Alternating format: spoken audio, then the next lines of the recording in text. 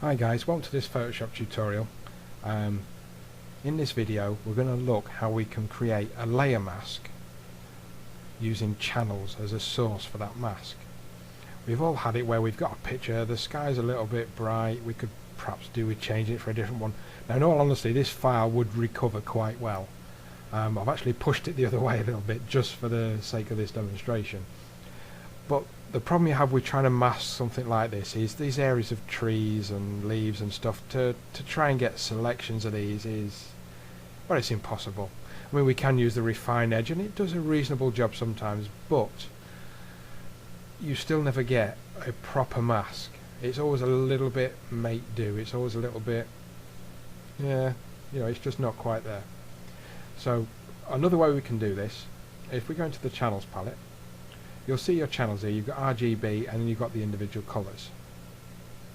If you click on the individual colours, you'll see the image using that particular channel. So we've got red, we've got green, and we've got blue.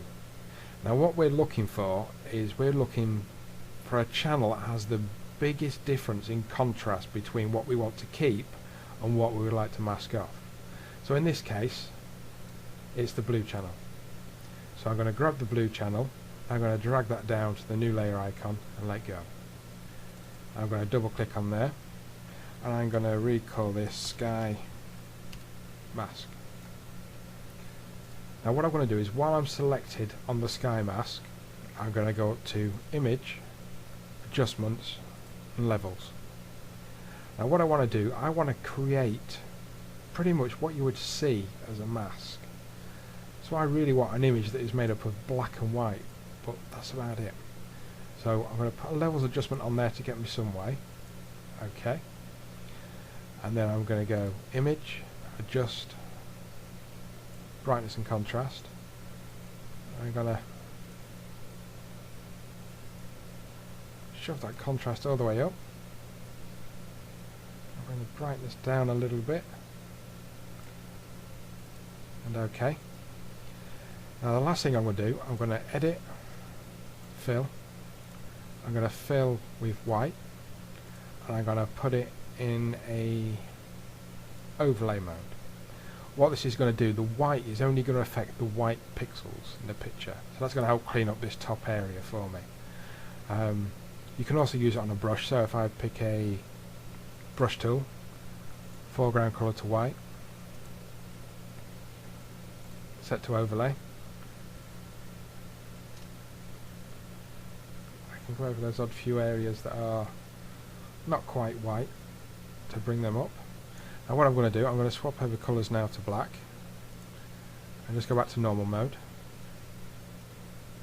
and I'm going to give it a little bit of a helping hand by going over some of these details down the bottom.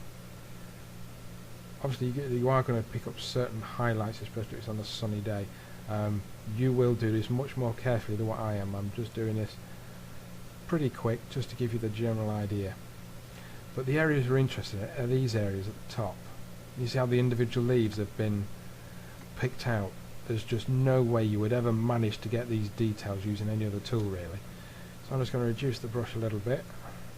Some of these areas where there would have been bits of sky poking through, so you want to be careful you don't take all of them out. But you just want to get the worst of it covered. It'll make the effect a lot more realistic for you at the end of the day.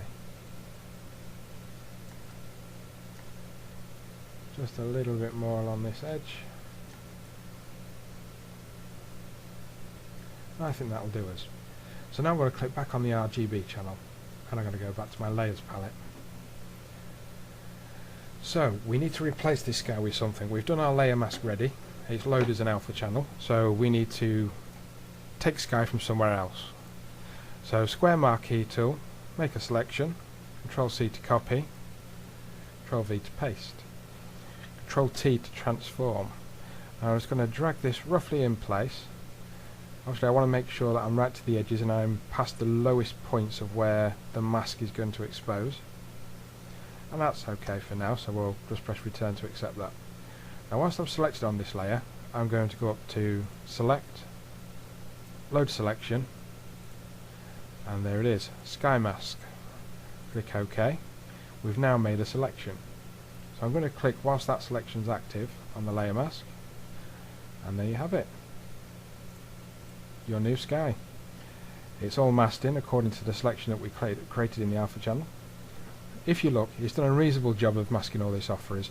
Nothing's ever going to be the perfect fix for every photo. And if I just alt click on the layer mask, I'll give you an idea of the details that it's managed to keep in here. Sometimes when you're pushing the levels and things, you can tend to overexpose certain parts of the leaf, so the leaves tend to get a little bit small because you're getting too much highlights on them.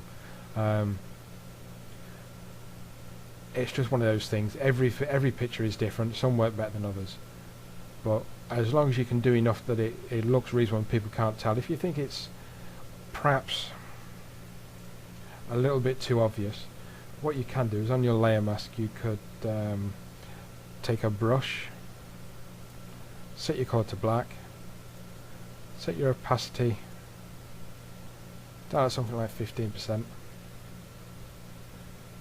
and just have a gentle sweep across the edge. So it's just lessening that masking effect ever so slightly to allow some of the original sky colour to come back through. If this doesn't work for you, then your next best option is going to be the Refine Edge tool, which we'll look at in a different video. Thanks for watching. Bye. If this doesn't work for you, then the Refine Edge tool is going to be your next best stop.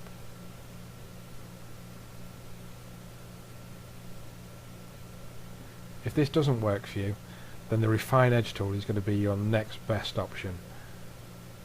Thanks for watching. See you next time.